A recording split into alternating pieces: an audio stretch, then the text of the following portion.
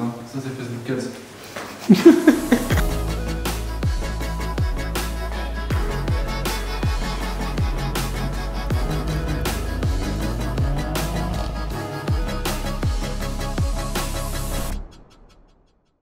Salut, c'est Nat et dans cette vidéo on va parler des erreurs de débutants à éviter en dropshipping. Je vais vous faire part de mon expérience.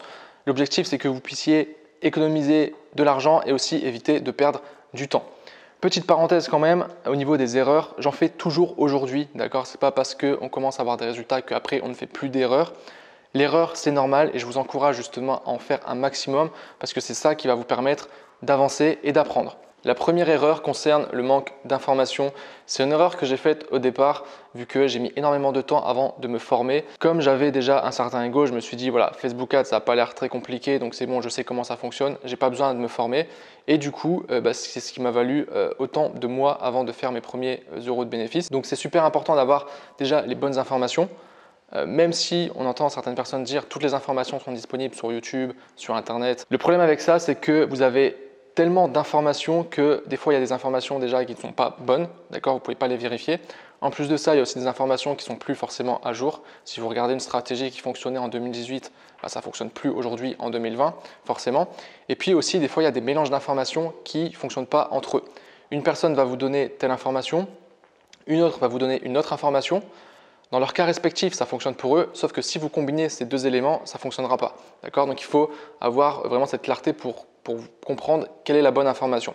Et le mieux pour ça, clairement, c'est de se former, donc soit via des formations vidéo, soit via du coaching, etc. Mais surtout d'être focus uniquement sur une seule stratégie. Deuxième erreur que j'ai fait, ça a été le manque d'action. Pendant des mois, j'ai consommé énormément d'informations, principalement sur YouTube, mais j'appliquais pas derrière.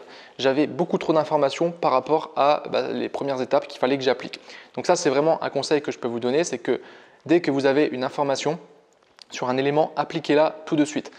Ce qu'il faut aussi, c'est du coup avoir les informations étape par étape en fonction de l'étape à laquelle vous êtes, tout simplement. Quand vous débutez, la première phase en général, ça va être la recherche d'un produit.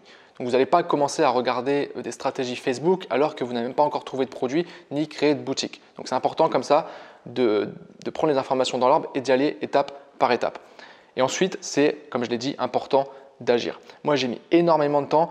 Ça peut se justifier par le fait de la peur de prendre des risques, de vraiment se lancer, de sortir de sa zone de confort. Et c'est peut-être aussi ça qui vous empêche aujourd'hui d'avancer. Et il faut faire très attention avec ça parce que moi je l'ai vécu, c'est que des fois on a l'impression de consommer plein d'informations, d'apprendre plein de choses, on a l'impression d'avancer, alors que si on n'applique rien, en fait on est toujours au stade zéro.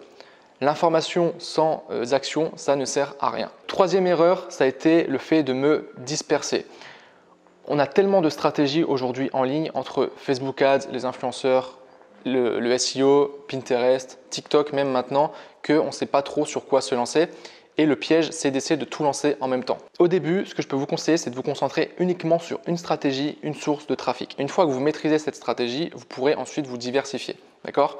Il faut faire attention au terme diversification parce que oui, en business, c'est important de se diversifier, mais pas quand on débute. D'accord ? Ça, vous le faites uniquement ensuite quand vous avez des résultats. La quatrième erreur que j'ai fait, ça a été de me fixer des objectifs trop bas.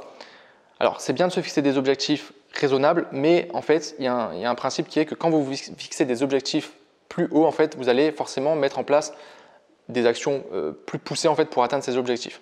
Au départ, mon premier objectif, quand j'ai quitté mon job, ça a été d'atteindre déjà le salaire de mon job. Donc, me fixer 2 000 € par mois. Je m'étais fixé un an pour y arriver.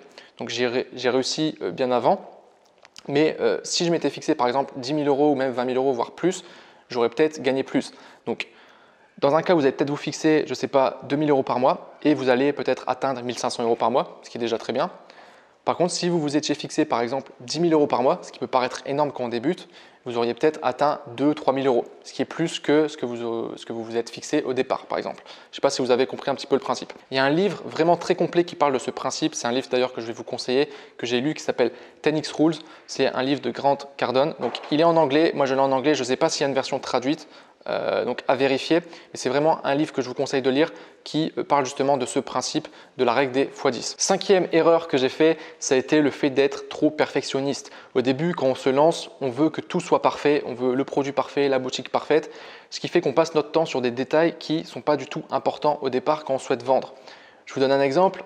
Moi, ce qui me prenait la tête au départ, c'était tout l'aspect légal. Donc même avant que je lance ma première boutique, je me posais déjà plein de questions sur ouais, mais comment je vais faire pour me déclarer, la TVA, comment je vais la payer, etc.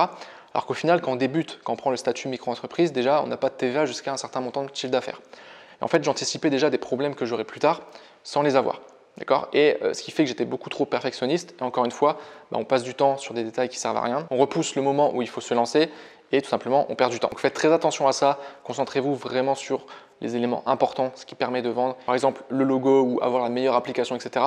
On s'en fout au départ. D'accord. Il vous faut quand même un logo, mais quelque chose de simple. Il n'y a pas besoin de faire un logo ultra professionnel, de payer un graphiste 150 balles pour ça, d'accord. Faites quelque chose de simple et concentrez-vous vraiment sur les aspects qui permettent de vendre. C'est un peu lié aussi aux échecs, c'est-à-dire que dans le business, pour réussir, en fait, ce qui va faire la différence, c'est votre capacité à agir vite, à échouer vite et à rebondir vite. Plus vous échouez rapidement, plus vous aurez un retour d'information, plus vous aurez appris et plus ensuite vous pourrez continuer et améliorer au fur et à mesure. Sixième erreur, ça a été le fait d'investir de l'argent en publicité beaucoup trop tôt. Alors ça va peut-être à l'encontre de ce que je viens de dire juste avant, mais en gros, si votre boutique n'est pas optimisée, s'il manque certains éléments, ça ne sert à rien de lancer de la publicité puisque les gens vont arriver sur un site qui n'est pas abouti et ne risquent pas d'acheter. Et la seule chose que ça va faire, c'est que vous allez jeter de l'argent par la fenêtre et que vous allez perdre votre argent, tout simplement. Donc il faut respecter certaines bases sans tomber dans le côté trop perfectionniste. Et seulement quand tout est OK, que les éléments de base sont là, vous pouvez lancer vos publicités. Septième erreur, ça a été le fait de trop m'attacher à un produit. Ça m'est arrivé au tout départ, quand j'ai lancé mon premier produit, c'était vraiment un produit en lequel moi je croyais, je trouvais le produit génial, sauf qu'en réalité, j'étais le seul à trouver ce produit génial. Ce qui fait que personne ne voulait l'acheter. Et j'avais tellement passé de temps sur cette boutique, sur ce produit, j'avais pris mes propres photos, j'avais vraiment passé des heures et des heures sur la boutique que j'avais pas envie de l'abandonner. Voilà, j'avais pas envie d'avoir travaillé pour rien. Et ça, c'est peut-être l'une des pires erreurs que vous pouvez faire, c'est que quand vous avez quelque chose qui ne fonctionne pas, il faut analyser déjà pourquoi ça ne fonctionne pas pour comprendre et très vite switcher. Surtout ne jamais s'attacher à un produit parce que les produits au final, c'est le marché qui a raison. Et ce n'est pas vous, votre avis sur un produit qui va faire que les gens auront aussi envie de l'acheter. Huitième erreur également, donc là c'est plus un conseil, mais en général quand on se lance en dropshipping, l'objectif qu'on a et surtout la pensée qu'on a, c'est ok, on pense en tant que vendeur, on se dit ok, je suis le vendeur, qu'est-ce que je peux faire pour vendre un maximum? Quelles sont les actions que je peux mettre en place? Qu'est-ce que je peux faire pour gagner un maximum d'argent? D'accord? En fait, vous devez inverser votre réflexion et penser à la place du client. Au lieu de vous dire comment moi je peux mettre des éléments en place sur ma boutique, des applications, etc. pour gagner plus d'argent, dites-vous simplement comment je peux aider au maximum mon client, quelle valeur supplémentaire je peux apporter à mon client pour que lui soit satisfait tout simplement. Et forcément, plus vous apportez de valeur, plus le client sera satisfait et plus derrière, il sera enclin à acheter sur votre site et à vous donner de l'argent. Donc posez-vous vraiment ces questions-là. Comment je peux aider mon client? Quelle valeur je peux lui transmettre? Qu'est-ce qui fait que le client achèterait chez moi et pas chez quelqu'un d'autre? Bref, mettez-vous vraiment dans les baskets de votre client et essayez de réfléchir comme lui.